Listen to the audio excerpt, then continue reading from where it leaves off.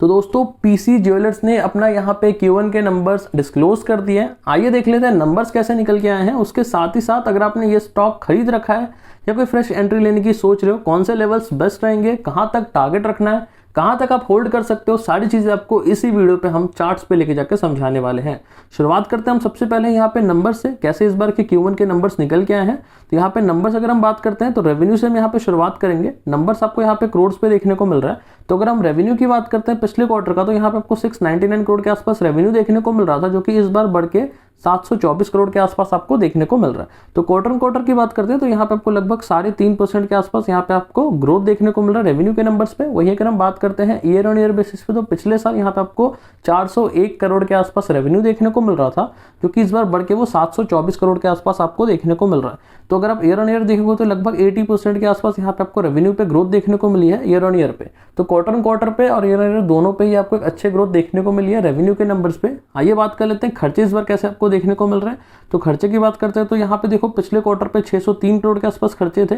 इस क्वार्टर की बात करते हैं तो 644 करोड़ के आसपास खर्चे आपको देखने को मिल रहे हैं, और पिछले साल की बात करते हैं तो 355 करोड़ के आसपास आपको खर्चे देखने को मिल रहे हैं। तो देखो यहाँ पे क्वार्टर पे तो खर्चे यहाँ पे स्टेबल है, लेकिन अगर आप ईयर ऑन ईयर पे कंपेयर करते हो तो खर्चे यहाँ पे बहुत ज्यादा यहाँ पे आपको बढ़ते हुए देखने को मिल रहे हैं। रीजन इसका ये है कि अगर आप देखोगे कॉस्ट ऑफ मटेरियल कंज्यूम, अगर आप देखोगे पिछले साल 389 करोड़ के आसपास आपको देखने को मिल रहा था, क्योंकि इस बार वो सीधा बढ़ के 672 करोड़ के आसपास देखने को मिल रहा है। तो यहीं पे आपको सबसे ज्यादा डिफरेंस मार्जिन आपको देखने को मिल रहा है, उसके कारण खर्चे भी इस बार आपको बढ़ते हुए देखने को मिल रहे हैं साल ब साल।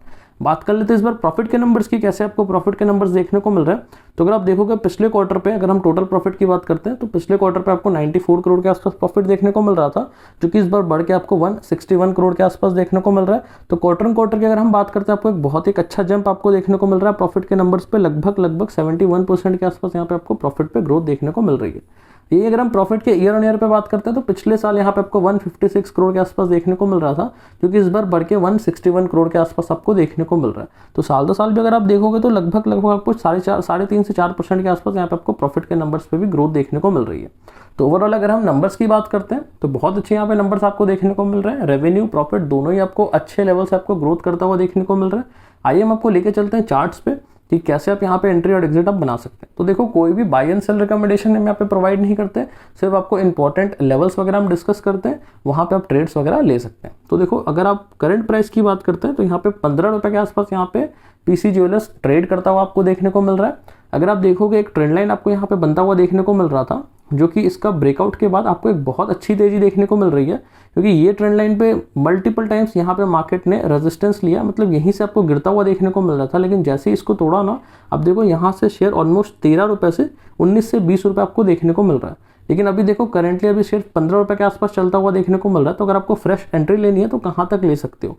इंपॉर्टेंट है, आपको एक सपोर्ट देखने को मिल रहा होगा, वो जो रहेगा आपका 13 रुपए के आसपास। अभी करंटली शेयर 13 रुपए 50 पैसा चल रहा है। तो अगर आपको एक एंट्री लेनी है तो एक इंपॉर्टेंट सपोर्ट है 13 रुपए से लेके 12 रुपए 90 पैसा के आसपास इंपॉर्टेंट सपोर्ट है। तो वहां पे आप ट्रेड बना सकते हो। कोई भी बाय एंड सेल रिकमेंडेशन हम यहाँ पे नहीं दे रहे, सिर्फ चार्ट के बेसिस पे एनालिसिस करके एडुकेशन बेस पे हम आपको बता रहे हैं। तो 12 रुपए 90 पैसा का एक इंपॉर्टेंट सपोर्ट है, आप वहां पे एंट्री बना सकते हो। या अगर आपको और भी नीचे की तरफ आपको एंट्री लेनी है कि हाँ अगर और भी आपको अच्छा प्राइस चाहिए, तो ये एक नीचे एक इंपॉर्टेंट सपोर्ट है। इन केस अगर ये स्टॉक आपको उस लेवल पे देखने को मिलता है जो कि रहेगा आपका 10 रुपए 90 पैसा के आसपास, मतलब 11 रुपए समझ लो। अगर इन केस अगर इतने तक अगर स्टॉक आता है, मैं ये नहीं बोल रहा हूँ कि आप यहीं पे लो, इन केस अगर आता है तो यहाँ पे आप एंट्री बना सकते हो। तब बाकी दो लेवल्स मैंने आपको बता दिए, यहाँ तक आप बना सकते हो। टारगेट जो रहेंगे, आप अगर लॉन्ग टर्म टारगेट्स रखते हो, सबसे पहला टारगेट आपको यहाँ पे 16 रुपये 50 पैसा, जो कि इंपॉर्टेंट रेजिस्टेंस काम करेगा। दूसरा जो रहेगा इसका ऑल टाइम है 19 रुपये के आसपास आपको देखने को मिलेगा। तो ये दोनों टारगेट्स वगैरह आपको देखने को मिलेंगे, और एंट्री वगैरह मैंने आपको मार्क करके बता दिया है। अगर ऐसी वीडियोस अगर आपको चाहिए और आपको अगर हमारा समझाने का तरीका पसंद आ रहा है तो वीडियो को एक लाइक कर दो। और अगर आपको Q1 के रिजल्ट्स के साथ साथ आपको चार्ट्स का एनालिसिस भी चाहिए तो इस चैनल को जरूर आप सब्सक्राइब कर सकते हो, क्योंकि इस चैनल पे आपको ऐसी वीडियोस आपको देखने को मिलेगा, ऐसे कहीं और नहीं मिलेगा। तो मिलता है नेक्स्ट वीडियो पे कोई एक दूसरे रिजल्ट के साथ। तब तक के लिए गुड बाय।